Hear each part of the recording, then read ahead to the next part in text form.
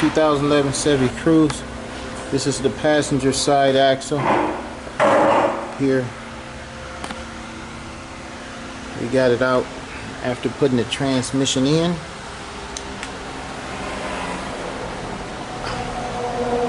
Let me go to this axle.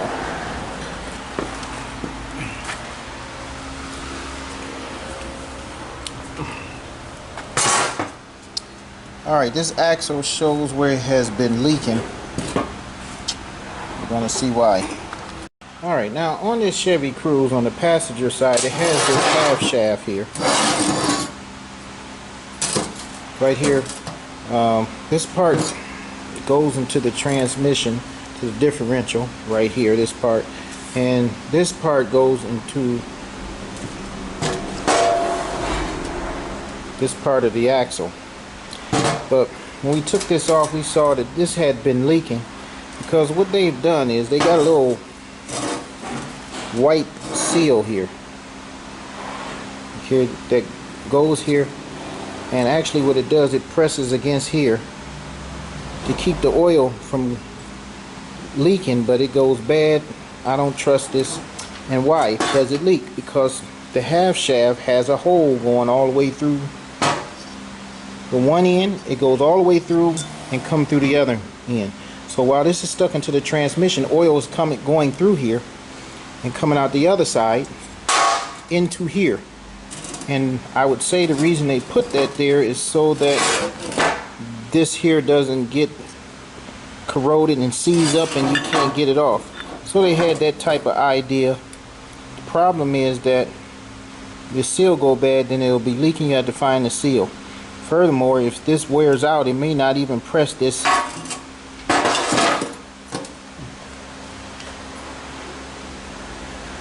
Might not even press this O-ring tight enough against this, so the oil, when it comes in here, won't leak out.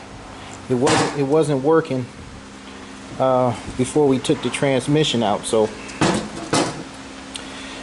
I'm gonna do something different. I'm not going to trust this thing, but I'm still going to put on there in case it could have to be used as a spacer too. So, but I'm not going to trust it to seal the leak because it wasn't doing it. I'm not going to even put a new one on.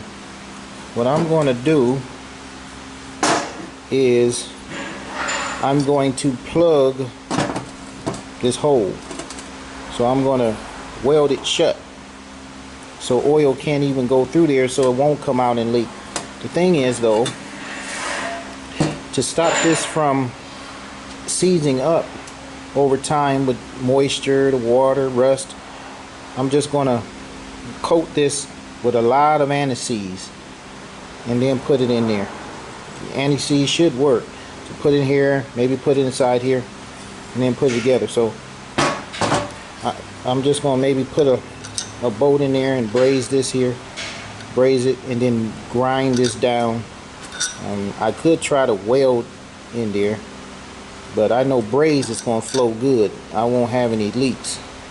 And if I had a MIG welder, maybe I'd do it with a MIG welder, but you can't just leave this here because it might hit up against something as it goes inside. This part hits the transmission, may hit against that shaft that holds the spider gears together. So it has to be ground smoothly. So again, I'm just going to plug this hole.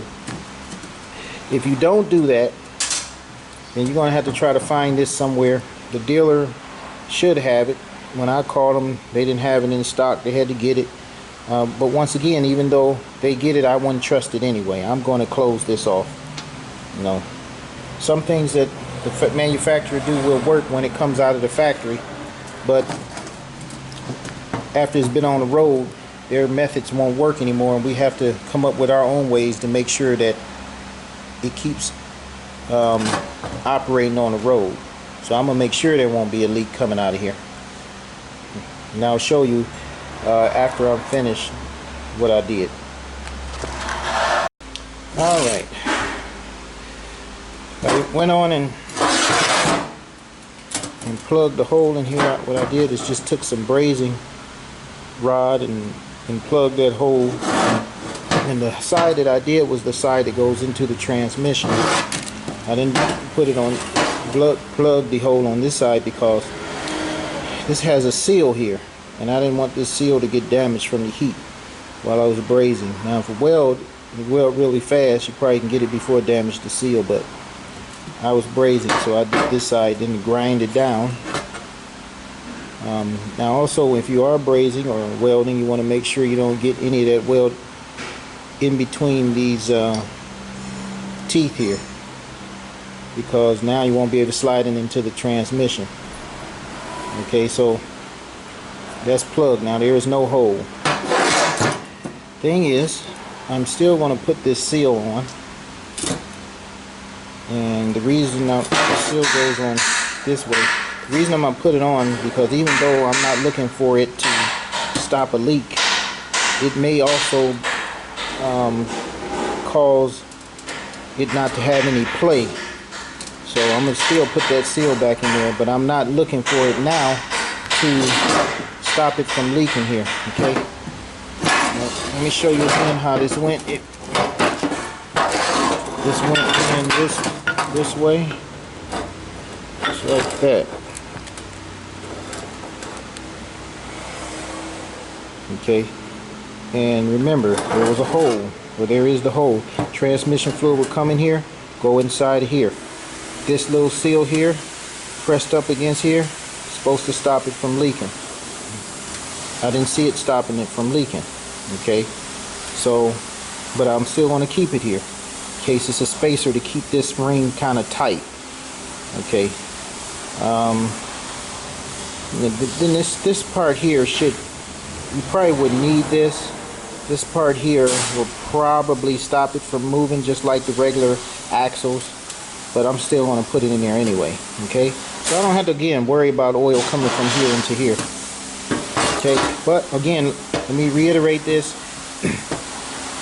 If oil was going through here, it was lubricating these splines here so that this can slip off easily. So you're going to have to do, you're going to have to gob a bunch of anti-seize in here and probably in this spline so that it won't rust up. Okay, so that is it. Shoot, thing fell off.